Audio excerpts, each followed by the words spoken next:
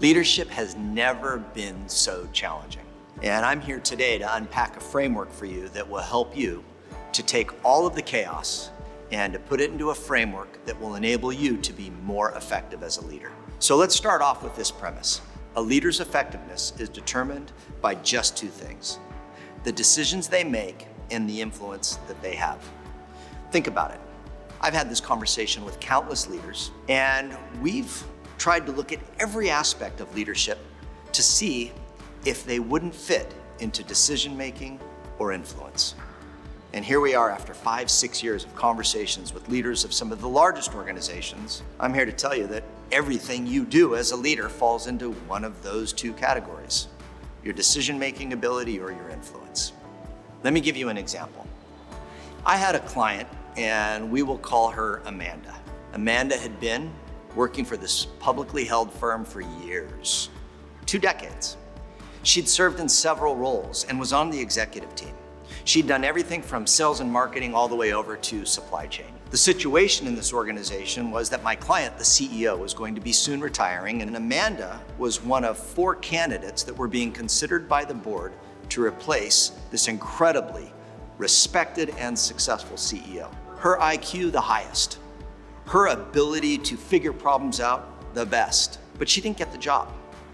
Amanda didn't get the job not because she wasn't smart. She didn't get the job because she didn't have the ability to influence the team. The team all saw Amanda as being kind of a one-person army. She could figure everything out.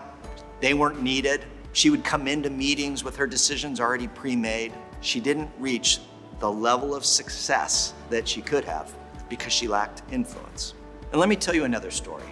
Let me tell you the story of Lucas. Lucas, a new CEO, was an incredibly charismatic guy, visionary, an entrepreneur, saw deals and opportunities everywhere, and could definitely stir up the energy and the passion in a room.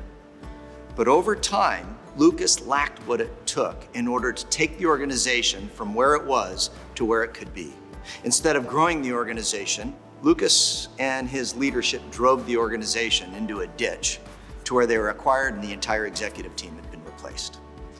The problem with Lucas wasn't that he lacked influence, but the team knew that Lucas was detached from the day-to-day of the business. He didn't understand the operations. He didn't understand how the business really functioned. And as a result of that, he would influence the team to make decisions that they would later regret, or the executive team would have to spend countless hours sweeping up the messes because they knew that Lucas was out doing things and saying things that they could never execute on. His career capped just like Amanda's. You see, leaders, we need decision-making and influence if we're going to be as effective as we can be. It's never been more challenging than it is right now. Leadership in 2020 is filled with all sorts of dynamics that have created confusion and difficulty for us leaders to think. And as leaders, we need to think really well. We need to not only think really well so that we make the best decisions, but we need to think really well so that we influence and engage the best thinking of our teammates. It was back in the 80s, a term was coined by our military, and it was called VUCA. VUCA stands for volatility, uncertainty, complexity, and ambiguity. Our military leaders said that they were dealing with VUCA after the Cold War because their strategy needed to change. They were no longer fighting one enemy. Well, when I started working on this model, the 7 perspectives of effective leaders, I was using the term VUCA for business leaders. They were dealing with the pace of change with technology. That creates all sorts of complexity and volatility and uncertainty. With globalization, supply chains and trends that are taking place beyond our borders, that creates all sorts of ambiguity and uncertainty. And then when you look at social platforms, and you look at how people's thinking, belief, and behaviors can move so quickly as a result of news, stories, videos, etc., that we see real-time, immense difficulty. Let's look at 2020. VUCA today is on steroids. Global pandemic, social injustice, an upcoming election in the weeks ahead. You see us being torn in half. We need leaders who think well, who make great decisions, and who have maximum influence in order for us to be successful. And that's what our businesses are expecting from you and I. So what I want to tell you is that I've got a framework that will help you to be as effective as possible. If you can see your business in 7 different perspectives, you'll make the best decisions and you'll have maximum influence. So we need to apply intentional curiosity to each of the 7. The way I see this framework is that it connects the leadership dots. It's simple to understand and yet difficult to deploy, especially in this detached work environment that many of us find ourselves in. But I can tell you this, if you deploy intentional curiosity in the 7, it's gonna leave you with courage, it's gonna leave you with clarity, and it's gonna leave you with confidence.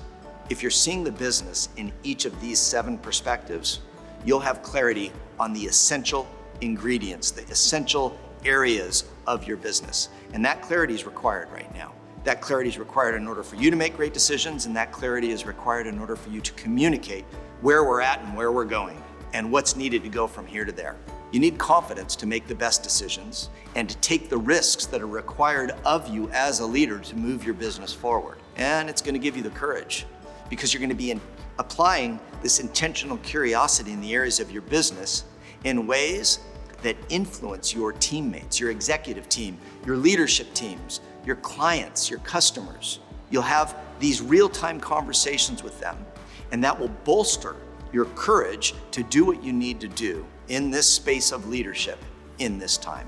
And that's my hope for the 7 perspectives of effective leaders being released right here, right now, in this time. It's to bring you that confidence, that clarity, and that courage that you need in order to best lead yourself and your business. So in the upcoming videos, what I'm going to do is I'm going to unpack each of the 7 perspectives. And I'm going to talk about how you, with discipline and rigor, deploying intentional curiosity in each of those 7, will see your decision-making and your influence increase. I'm going to give you some tips and some best practices, as well as I'm going to guide you to some resources that can help you to improve your leadership effectiveness. Thanks for spending time with me today. My hope is that just this short little video helps you to see that your leadership can improve. Focus on your decision-making, focus on your influence, follow the 7 different perspectives, and this framework will help you to be more successful as we head into the end of the year and into the years ahead. Thank you.